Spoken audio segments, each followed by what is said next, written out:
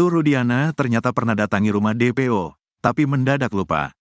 Sidang peninjauan kembali, PK, Sudirman yang digelar di Pengadilan Negeri, PN, Cirebon pada Jumat, tanggal 4 Oktober tahun 2024, mengungkap fakta baru kasus Vina Cirebon. Fakta baru ini terkait perbedaan keterangan pelapor, Ibtu Rudiana di berita acara pemeriksaan, BAP, dan saat diperiksa di dalam persidangan. Fakta ini diungkapkan pakar hukum pidana Universitas Trisakti, Asmi Syaputra yang dihadirkan sebagai saksi ahli. Diungkapkan Asmi, dari putusan pengadilan nomor 4 terungkap, saat memberikan keterangan di persidangan, Ibtu Rudiana mengaku sudah datang ke rumah daftar pencarian orang, DPO, namun saat itu DPO yang dimaksud kabur alias melarikan diri. Sementara di BAP dia mengaku tidak tahu menahu mengenai identitas DPO tersebut. Keterangan Rudiana dalam persidangan mengatakan dia sudah ke rumahnya. Rumah berarti ada identitas. Bagaimana mungkin DPO tertulis alamat tidak jelas? Kenapa di rilis DPO tidak ada alamatnya? Ungkap Asmi di persidangan. Di wawancara seusai sidang, Asmi kembali mempertanyakan ketidaksesuaian pengakuan Ibtu Rudiana tersebut. Di situ Pak Rudiana menyatakan, sudah ke rumah DPO, tapi orang itu kabur.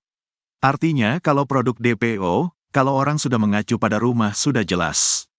Tuan rumahnya, siapa? Nama orang tuanya siapa? Desa, dusun, RT RW dan anak yang kabur bapaknya namanya siapa? Ungkap Asmi. Asmi menduga hal ini sengaja didesain sejak awal. DPO ini fiktif yang sudah diketahui sejak awal, duganya. Dan, kalau itu disengaja, menurut Asmi, patut diduga ada satu perihal dalam serangkaian tindakan penyidik tidak dilaksanakan dengan tepat dan benar. Ada manipulasi dugaan mungkin, ada yang sengaja ditutupi. Karena antara keterangan di BAP dan di persidangan berbeda, ungkapnya.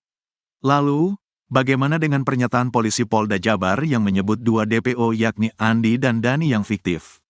Menurut Asmi, kalau dinyatakan dua DPO fiktif, maka secara otomatis berita acara pemeriksaannya tuntuh. Berarti jaksa terima berkas tidak teliti.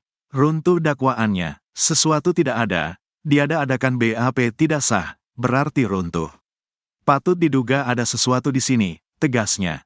Seperti diketahui, di kasus ini polisi menetapkan 3 DPO yakni Andi, Dani dan Pegi. Saat menangkap Pegi Setiawan beberapa waktu lalu, penyidik Polda Jabar menegaskan bahwa 2 DPO lainnya, yakni Andi dan Dani adalah fiktif. Namun, penangkapan Pegi itu pun dipermasalahkan hingga berujung pada gugatan pra-peradilan. Dan, hasil pra-peradilan membebaskan Pegi dan menyatakan sebagai korban salah tangkap.